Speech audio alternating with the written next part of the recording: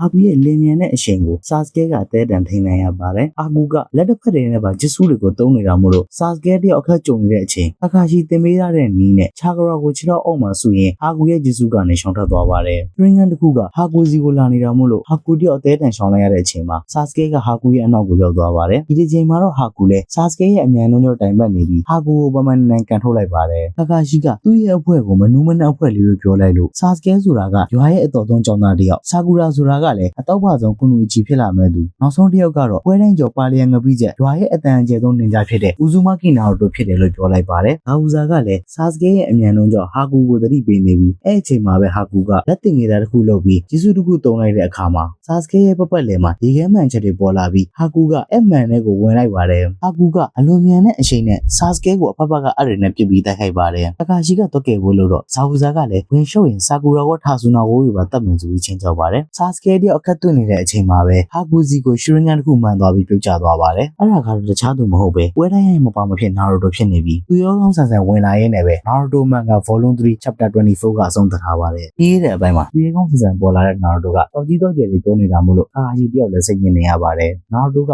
ဇာဝူဇာကိုလန့်တိုက်တော့ဟာဂူကဝင်လာပြီးနာရိုတိုကိုသူ့လက်ထဲအထားဖို့ဇာဝူဇာကိုပြောလိုက်ပါတယ်။ဆာစကဲကဟာဂူရဲ့မှန်ထောင်ကြောက်ကနေထွက်ဖို့ဆိုရင်တွင်းပြင်းညက်တိုက်မှာမလို့ကြံနေတော့မှာပဲမင်းကိုပြောဖို့ငါရောက်လာပြီဆိုပြီးနာရိုတိုကအထဲကိုဝင်ချလာပါတယ်။ဆာစကဲကလည်းနာရိုတိုကိုအုံတော်လေးပါလေးတုံးလို့ပြောတော့နာရိုတိုကသူ့ကိုပြောဖို့လာတာတော့သူ့ရဲ့ကျေးဇူးကိုဒီလိုတုံ့ပြန်လာဆိုပြီးနှကောင်သားကိုက်နေကြပါတယ်။ဒီတော့ဟာဂူရဲ့ဂျီဆူကမှန်တယ်တစ်ခုနဲ့တစ်ခုကြားမှာအလွန်လင်းမြန်တဲ့အချိန်နဲ့တယ်လီပေါ့ပြီးတိုက်တာမျိုးဖြစ်ပြီးခက်ခဲကန်းကန်းဂျီဆူတစ်မျိုးဖြစ်ပါတယ်။ခက်ခဲကန်းကန်းဆိုတာရှရင်းကန်လိုမျိုးမွေးရပါအစွမ်းဖြစ်တာမို့လို့ရှရင်းကန်နဲ့တော့ကော်ပီလို့မရပဲအစီလို့မရဖြစ်နေပါတယ်။အခုအချိန်ဒီမှာဆာစကဲရဲ့မီးပေါ်လုံးဂျီဆူကလည်းနည်းနည်းမှမထိရောက်သလိုနာရိုတိုရဲ့ကိုပွားလေးကလည်းအရာမထင်ဖြစ်နေပါတယ်။ဒီတိုက်ပွဲထဲမှာလူတိုင်းကသူတို့ရဲ့အိမ်မက်တွေအတွက်တိုက်ခိုက်နေတာဖြစ်ပြီးနာရိုတိုရဲ့အိမ်မက်ကတော့တရွာလုံးလေးစားအားကြရတဲ့ဟိုကာကဲဖြစ်လာဖို့ဖြစ်ပြီးဟာဂူရဲ့အိမ်မက်ကတော့ဇာဝူဇာကိုကာကွယ်ချင်တာပဲဖြစ်ပါတယ်။နောက်ဆုံးမှာတော့ခက်ခါရှိလဲတိုက်ပွဲထဲဝင်လာဖို့သူ့ရဲ့ရှရင်းကန်ကိုဖွင့်လိုက်ရင်းနဲ့ပဲနာရိုတိုမန်က Volume 3 Chapter 25ကအဆုံးသတ်ထားပါတယ်။ Animal လောကမှာရောမန်ဂါလောကမှာပါတော်တန်စီရင်နဲ့ပါတဲ့နောက်တိုစီးရီးယာဆိုရင်1999ခုနှစ်မှာစတင်ထုတ်ဝေခဲ့ပြီးဘောလုံး82ခုနဲ့ chapter ကွဲပေါင်း900ထိပါဝင်ပါတယ်။အဲ့လိုခန်းနာကြီးကျယ်လာတဲ့နောက်တိုမန်ဂါကိုမြန်မာဘာသာပြန်ပြီးဗီဒီယိုလေးတွေနဲ့လုပ်ပြီးနေ့စဉ်သင်ပေးသွားမှာမို့လို့ကျွန်တော်တို့ရဲ့ Ninja Justice Arena YouTube channel နဲ့ Facebook page တွေမှာ like and subscribe လေးလုပ်ပေးသွားဖို့တောင်းဆိုချင်ပါတယ်။ဗီဒီယိုလေးတွေကိုတဘောကြနဲ့တက်တယ်ဆိုရင် share လေးတွေနဲ့ပါကူညီသွားလို့ရပါတယ်။ခါခါရှိက